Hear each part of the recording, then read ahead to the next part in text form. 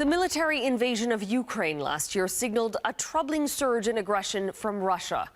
Relations with the West are now so tense that former Soviet leader Mikhail Gorbachev is warning the world is on the brink of a new Cold War. In 2014, Russia was involved in more provocations of war than any year since the Iron Curtain fell. Tonight, a closer look at the conflict in Ukraine and the threat of a wider military confrontation. Here's Claude Adams. This is Turkish Air Force speaking on guard. Russia had violated Turkey's airspace many times before November 24th, with no consequences. This time was different. You are approaching Turkish airspace. Change your heading south immediately. The pilot of a Russian jet either ignored multiple warnings or didn't hear them. So Turkey blasted it out of the sky. I think the tragedy with the Russian pilot is a result of the arrogance based on impunity. Putin's Russia is a full-blown one-man dictatorship. Former chess grandmaster Garry Kasparov is one of Vladimir Putin's strongest critics. He says the Russian president is to blame for the incident with Turkey, the latest in an alarming pattern of aggression. Putin violated international law, invaded neighboring countries, sent troops to Syria, and he is the most dangerous troublemaker in the world. It's the first time a NATO ally has shot down a Russian aircraft since the Cold War. But it shouldn't come as a shock.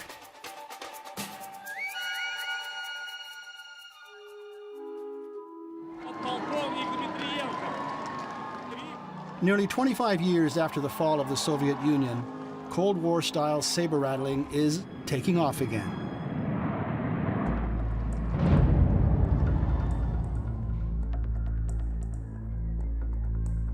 I can confirm that we have seen a substantial build-up of Russian forces.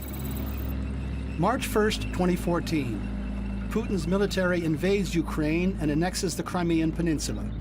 From there, fighting between separatists backed by Moscow and Ukrainian government forces spreads further into Ukraine. It was not the government of Kiev that destabilized eastern Ukraine. It's been the pro-Russian separatists who are encouraged by Russia and armed by Russia. September 2014.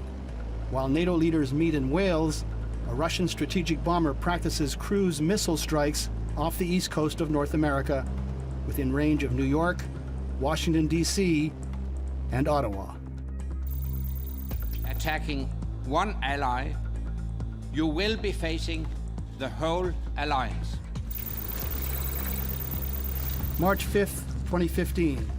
A NATO flotilla, including Canadian frigate HMCS Fredericton, is closely followed by a pair of Russian warships in the Black Sea. These are not isolated incidents. A European security research group documented 67 close military encounters between Russia and the West from January 2014 to March 2015.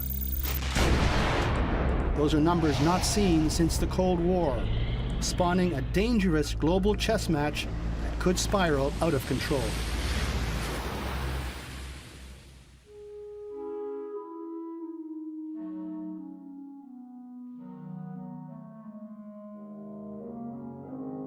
We have to make sure that we play chess, not poker. Chess is a 100% transparent game. You know exactly your resources and the resources of the opposition. Kasparov grew up behind the Iron Curtain. While he was winning chess championships for the Soviet Union, Putin was a spy for the KGB. Poker is a game of psychology. You can win with a very weak hand if you know how to bluff. And he's a KGB guy, he knows how to bluff. Things have not been this tense and hostile since 1989 or since the 1980s. And there are similarities in that Putin is really defining himself and therefore his country against the West. After more than 40 years of Cold War tension, tear down this wall. The fall of the Berlin Wall in 1989 and the dissolution of the Soviet Union 2 years later brought democratic reform and optimism for the future. But that was before Putin rose to power as Russia's president in 1999. In 1991, I believed it was, it was over. We thought it was that's done. But it was a very short moment. I could hear Putin's words at the KGB headquarters when he said, once KGB, always KGB. And he repeatedly said that the collapse of the Soviet Union was the greatest geopolitical disaster of the 20th century. As Putin adopted an increasingly authoritarian governing style, Kasparov quit chess in 2005 and became a political activist. We are aiming to dismantle Putin's regime. Putin never participated in a single debate in his life. The only debates in Russia is between protesters and riot police. Kasparov became very familiar with those riot police. He was arrested at political rallies twice in 2007. He ended his bid to be president under pressure from the government. And the elections since Putin Russia is something that is fixed, so you know the results in advance. So I always said that in Russia we tried not to win elections, but to have elections. Then, starting with the 2008 invasion of Georgia, Putin repeatedly violated international law with little resistance. His annexation of Crimea exploded into war in eastern Ukraine, where a fragile ceasefire has given way to renewed fighting. What I think he wants, what he likes, is destabilized states close to him that he can draw into his orbit and make part of a new sort of Russian empire. Even in Syria, the Kremlin's motives are viewed with suspicion. Putin claims Russia is there to bomb the so-called Islamic State. Critics say his real goal is to cause even more turmoil in the region. Those who expect Putin could be an ally in the fight against terror, they're wrong, because Putin has no interest of stabilizing the Middle East. He will provoke conflicts and wars anywhere he can. After years of sitting by while Putin attacked neighboring countries, the West finally appears ready to respond. Well, I absolutely believe it's a credible threat. I mean, Russia has told Denmark, Romania, Sweden that they are nuclear targets if they participate in any sort of a ballistic missile defense. This is Trident Juncture, NATO's largest military exercise in more than a decade. More than 36,000 troops gathered in Italy, Spain, and Portugal in November. The massive show of strength was planned before Putin's forces invaded Ukraine in early 2014. But NATO commanders are clearly concerned. Nobody here wants a conflict with Russia, but in order to make sure that doesn't happen, there has to be we have to demonstrate a deterrent capability.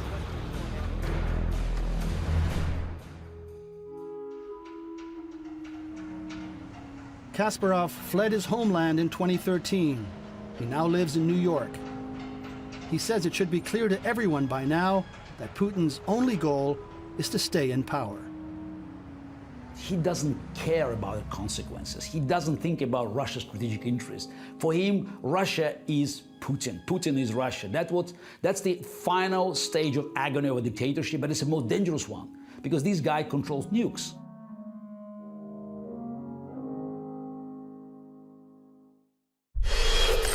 Coming up, where Putin may strike next. If Putin moves on the Baltic states militarily, we will be at war. We can ignore these warnings, which means this geopolitical winter could be very long and it could be very costly.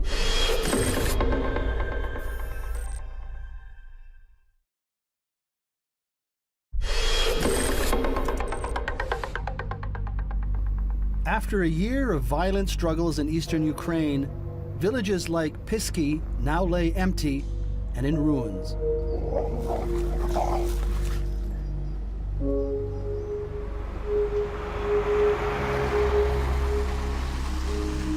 A negotiated ceasefire here recently collapsed, and hostilities between pro-Russian separatists and the Ukrainian army have resumed.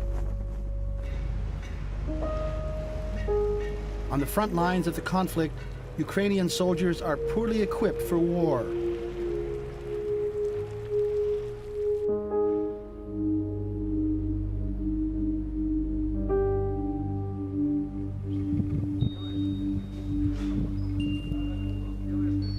Despite Russia's illegal invasion of Crimea, the West hasn't sent troops or weapons to help the Ukrainians fight back.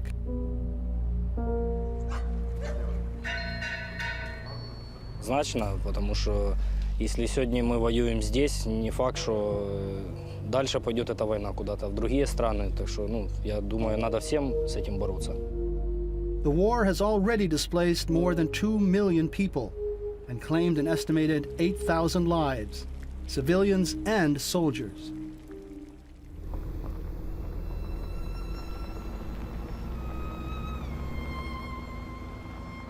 In the peaceful village of Volodymyr-Volynski, more than 1,000 kilometers to the west of the fighting, we visited the widow of one of the soldiers killed.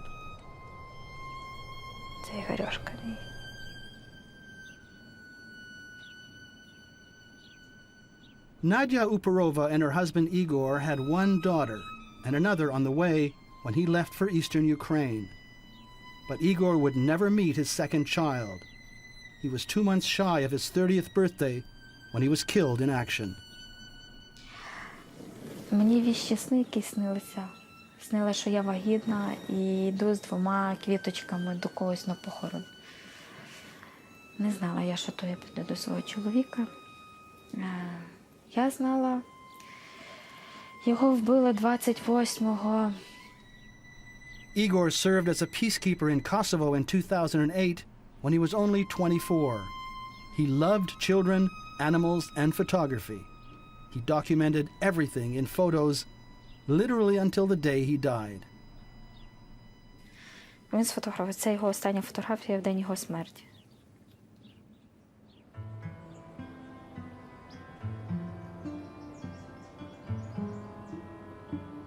Так, важко з ним. Дуже не вистачає взагалі чоловіка, як ласки, якихось гарних слів, якогось тепла. Такої взяли, вирвали з душі, паразити ті всі.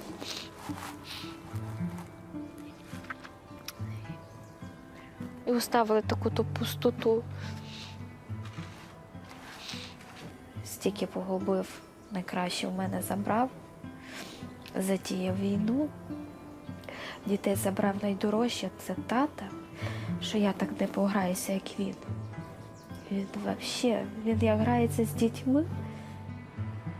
Nadia blames Vladimir Putin for taking her husband, and like the soldiers on the front lines, fears there will be more death if the West doesn't step in to help. Не знаю, це хочеться саме, щоб Україну не оставили сам на сам з Росією, щоб її підтримували, щоб їй допомагали. Бо вона маленька, Росія велика, громадна країна.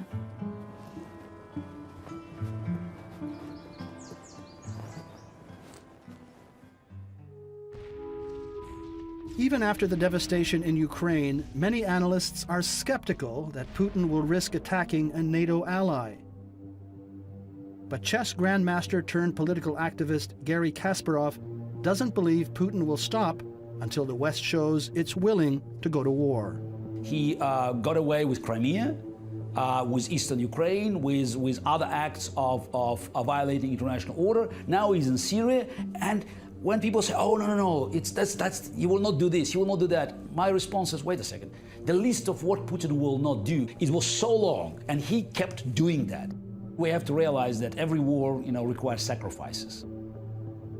He says attempts by the West to engage Putin and create friendly political and economic ties have failed miserably. Engagement today is a way to cover an appeasement. We have been saying for many years that Putin was originally a Russian problem. Then we said it would be a problem for former Soviet republics, and he was. And eventually it would be a problem for everybody.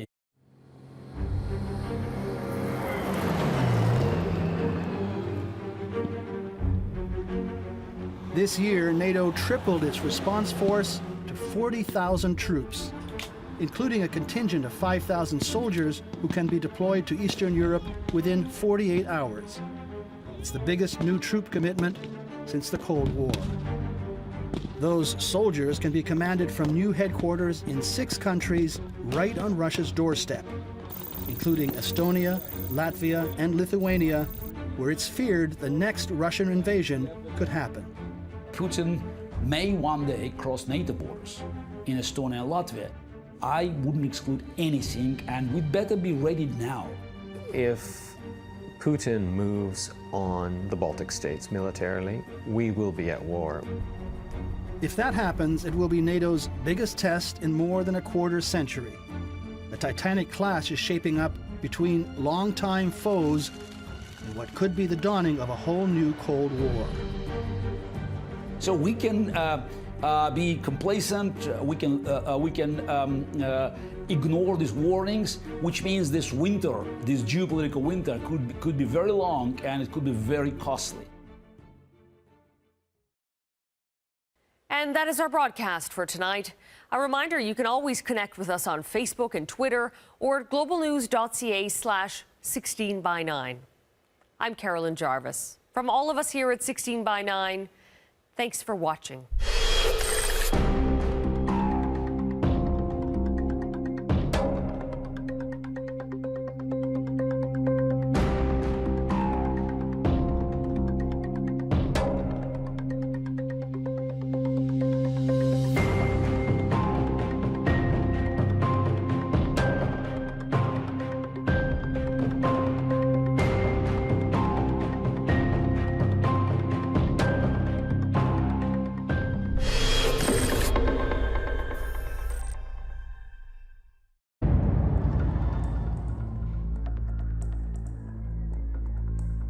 I can confirm that we have seen a substantial build-up of Russian forces. March 1st, 2014. Putin's military invades Ukraine and annexes the Crimean Peninsula.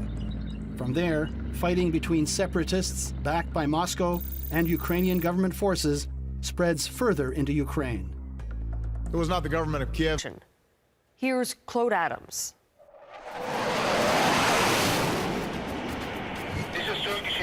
Speaking on guard. Russia had violated Turkey's airspace many times before November 24th, with no consequences. This time was different. You are approaching Turkish airspace.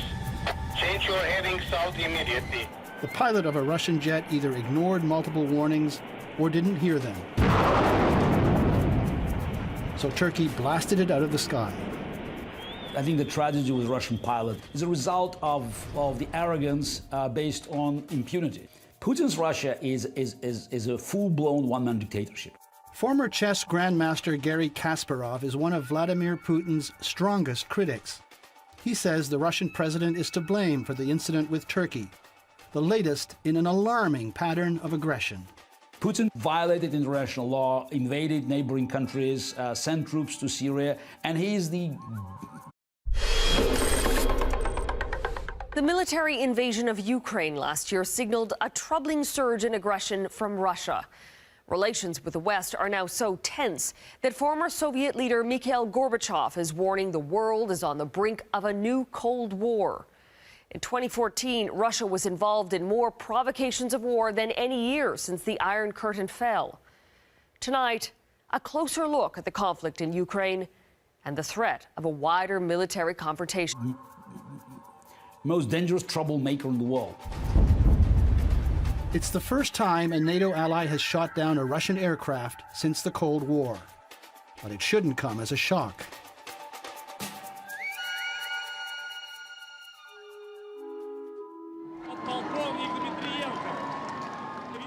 Nearly 25 years after the fall of the Soviet Union, Cold War-style saber-rattling is taking off again.